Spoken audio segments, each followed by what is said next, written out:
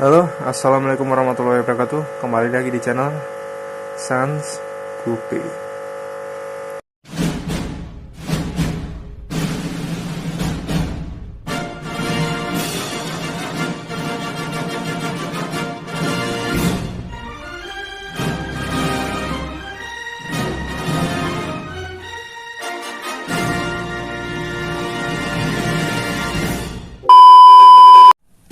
Halo teman-teman, kembali lagi di channel Sans Gupi.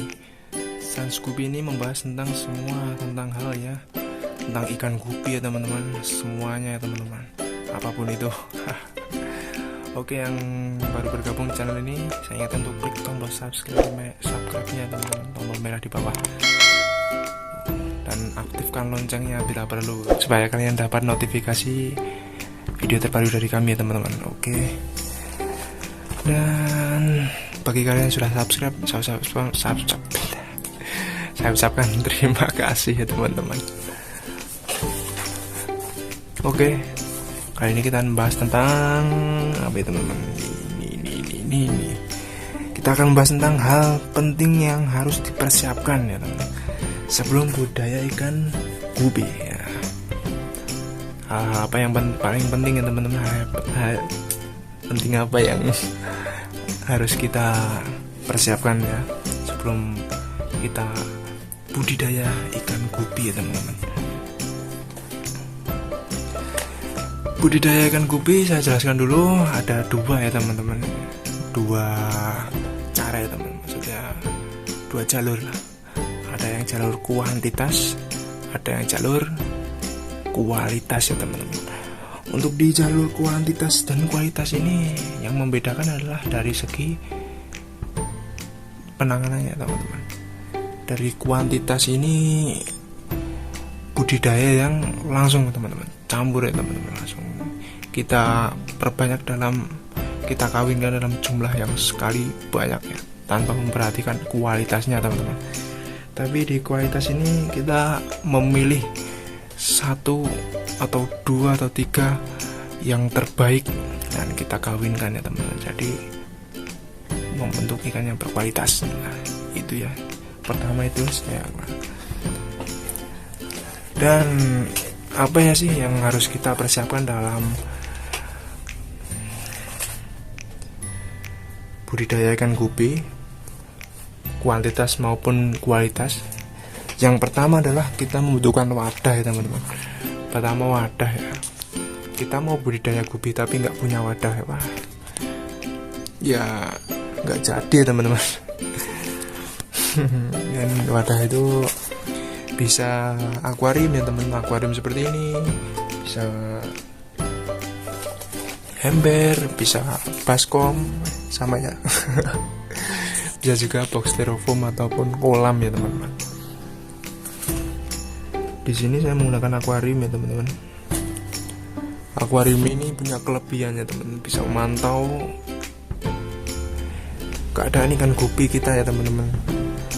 Itu progresnya seperti apa.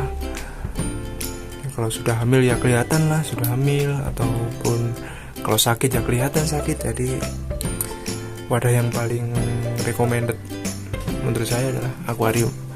Tapi tidak memungkiri pakai wadah lainnya teman-teman, seperti ember ya, dengan konsekuensi ya tidak bisa memantau si ikannya ya teman-teman, ikan itu sedang sakit atau tidak ya teman-teman. Kadang kan kalau di ember itu nggak kelihatan ya kalau sedang sakit ya, jadi tiba-tiba mati gitu. Nah gitu lah. Oke, yang kedua filter ya teman-teman, filter seperti itu ya.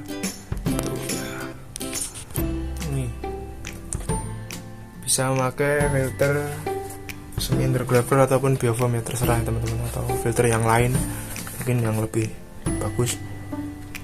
Kenapa harus pakai filter? Karena untuk menjaga kondisi air ya teman-teman, supaya tidak mudah sakit ya teman-teman, menjaga kondisi kesegaran airnya lah, supaya ikan nyaman dan cepat berkembang biak ya teman-teman. Yang kedua ini ya teman-teman, menggunakan air endapan ya teman-teman, menggunakan air endapan ya, supaya kondisi air itu tadi supaya bagus kondisinya dan ikan nyaman dan mempercepat budidaya atau perkembang biakan ikan gupi tersebut ya teman. Kalau ikan nyaman kan gawinya juga enak ya teman-teman. Nah itu menurut saya ya teman-teman. Dan yang selanjutnya itu memilih indukan ya teman-teman. Kalau yang kuantitas sih mungkin terserah ya teman-teman, mau pilih indukannya seperti apa atau yang gimana, yang penting kan dikawinkan. Kalau yang berkualitas itu kita harus pilih indukan yang terbaik, seperti yang saya jelaskan tadi di awal teman-teman. Kita pilih indukan yang paling bagus dan itu kita sendirikan, kawinkan. Fungsinya apa sih untuk memilih indukan yang paling bagus atau yang terbaik lah di tempat kita, yaitu untuk mendapatkan anak yang berkualitas juga ya, minimal seperti bapak ibunya lah. Itu tadi kita tidak kecewa ya kalau anakannya nanti jauh dari harapan kita ya. Penjelasan selanjutnya ya meminimalisir rejekan ya teman-teman, yaitu tadi yang tidak sesuai dengan harapan kita tadi. Yang kita persiapkan selanjutnya adalah pakan ya teman-teman. Kita bisa mempersiapkan pakan yang berkualitas ya teman-teman, untuk menunjang kesehatan ikan gupi kita yang mengandung protein tinggi. Pakan ini digolongkan dalam dua macam ya teman-teman, pakan hidup dan pakan tidak hidup. Nah, pakan hidup itu apa? Itu banyak teman-teman, bisa dari jentik-jentik nyamuk, bisa kutu air, bisa cacing sutra, bisa juga artemia teman-teman, artemia tetas. Nah, saya menyarankan artemia tetas ya teman-teman kalau memberi makan pakan hidup ya teman-teman. Ini bukan untuk mengesampingkan yang lain ya teman-teman, karena yang lain itu kadang kalau pengolahannya tidak bersih, tidak bagus, itu malah jadi penyebab ikan kita mati teman-teman ataupun sakit ya teman-teman. Jadi kita pakai cara yang aman, itu pakai artemia tetas. Dan pakan pabrikan itu, pakan tidak hidup itu pakan pabrikan teman-teman, yaitu pelet. Pelet ini ada bermacam-macam merek ya teman-teman, dan bermacam-macam kandungannya teman-teman. Jadi banyaklah pilihan di pasar. Fungsi pakan tersebut sih untuk mempercepat pertumbuhannya teman-teman, memaksimalkan pertumbuhannya. Jadi kalau kita pakai pakan yang bagus itu bisa menambah maksimal ya pertumbuhan dari si ikan gupi tersebut. Oke, tahap selanjutnya adalah pembesaran ya teman-teman. Pada pembesaran itu bisa menggunakan styrofoam tadi ya teman-teman, atau kolam ya. Ini supaya cepat besar. Semakin besar wadah, semakin cepat pula pertumbuhannya ya teman-teman. Dengan catatan makanan juga harus diperhatikan ya teman-teman. Wadah besar tapi kalau tidak pernah dikasih makan ya susah ya teman-teman. Dan yang terakhir ya teman-teman, yang harus dipersiapkan yaitu obat-obatan ya teman-teman. Karena pastilah kalau membudidaya ikan gupi itu pasti ketemu dengan yang namanya penyakit ya teman-teman. Nah itu biar kita tahu langsung cara penanganannya ya teman-teman. Kalau ikan sakit itu harus digimanakan, jadi kita tidak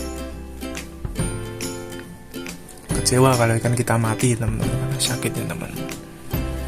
Oke, dan itu saja teman-teman yang harus dipersiapkan ya, selain mental dan fisik yang kuat ya. Itu tadi beberapa hal yang harus perhatikan, persiapkan sebelum budidayakan gupi. Oke, sampai di sini dulu pembahasan kita ya teman-teman. Jangan lupa untuk klik tombol subscribe ya teman-teman. Saya kembali, subscribe kalian sangat berarti bagi channel kami, dan klik tombol like jika kalian menyukai video ini, dan share ke sosial media kalian biar semua pada tahu kalau video ini itu sangat bermanfaat ya. Aduh. Akhir kata, wassalamualaikum warahmatullahi wabarakatuh.